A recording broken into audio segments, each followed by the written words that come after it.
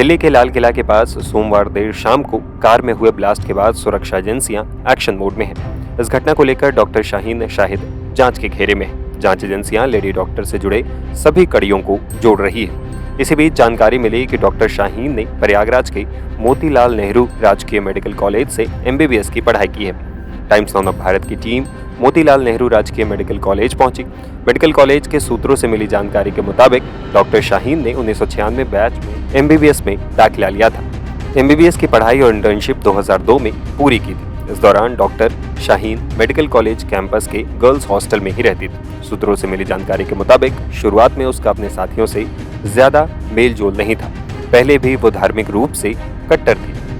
Delhi blast मामले में गिरफ्तार लेडी आतंकी शाहीन की जांच की आंच जो है अब प्रयागराज के मेडिकल कॉलेज तक पहुंच चुकी है और मेरी मौजूदगी भी इस समय वहीं पर है।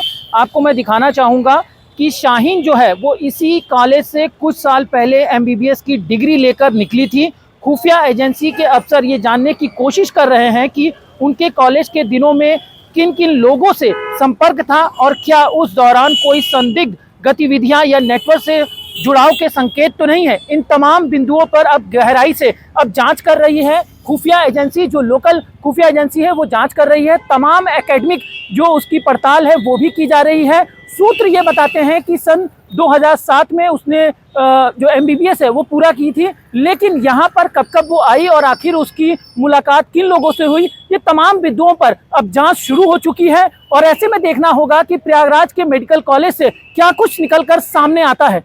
प्रयागराज से विनय सिंह रघुवंशी, टाइम्स नाउ भारत।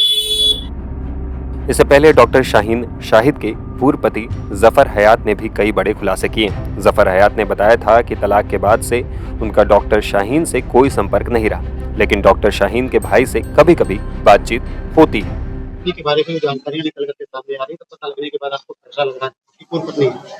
देखिए, मेरा जो है वो शादी में मेरी 2012-13 में मेरा डिवोर्स हो गया। उसके बाद मेरा कोई उनका कनेक्शन नहीं रहा, कोई भी रिलेशनशिप नहीं रहा। ना मुझे ये पता था कि वो है कहाँ पे।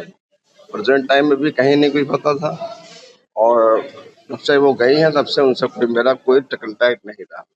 नहीं वही मेरे बच्चों को कंटैक्ट। कारण क्या रहा कि ये तलाक हो गया? कारण तो वही समझ सकते हैं क्योंकि उन्होंने लिया था, तो वही समझ सकते हैं उस चीज को। फिर भी आप कैसा आपका संबंध रहा उससे? 2 बच्चे थे उस टाइम, एक 7 साल का बच्चा था और एक 4 साल। दोनों बच्चे इस समय कहाँ हैं? दोनों बच्चे मेरे साथ। आप अटैच थे उनके भाई थे, उनसे किस तरीके का रवैया था? कि किसी से मिलना या सब नॉर्मल थे। उनका भाई पढ़ रहा था, MBBS कर रहा था, उसका MBBS किया। उसी टाइम में जब MBBS वो MMS कर MD कर रहा था, MD मेडिसिन कर रहा था आगरा से। तो ये ना हम लोग लिबरल लोग हैं, इससे कोई मतलब नहीं। सर, ये तलाक की नौबत क्यों आई? कभी उन्होंने कहा आपसे कुछ? नहीं, वो बेसिकली बात ये थी कि हम चूंकि दोनों लोग डॉक्टर थे, दोनों लोग सर्विस में थे। जी सर। तो भाई उनका इरादा ये था कि हम ऑस्ट्रेलिया में या यूरोप में कहीं पे सेटल हो जाए, क्योंकि उनके बहुत सारे जो है ऑफर्स आ रहे थे। एक बार उन्होंने मुझसे बोला कि सफर ऐसा करते हैं, चले बाहर ही चले, यहाँ थोड़ा सा तो वहाँ ज्यादा अच्छी लाइफ रहेगी। तो हमने कहा यार यहाँ कौन सी प्रॉब्लम है, यहाँ तो कुछ था नहीं। और हम लोग में आपस में कोई कॉन्फ्लिक्ट ऐसा था। उन्होंने ATS में पूछताछ में आपके ऊपर आरोप लगाया कि आप ड्रिंक करते थे, बदतमीजी करते थे, चीजें छोड़ा गया है। आपकी पत्नी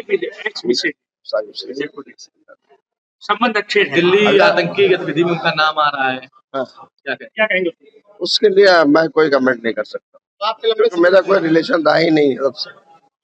आखिरी बार आपके कम संपर्क रहा होगा? कभी तभी से नहीं है। तलाक कब हुआ आपका सर? बच्चों का संपर्क कोई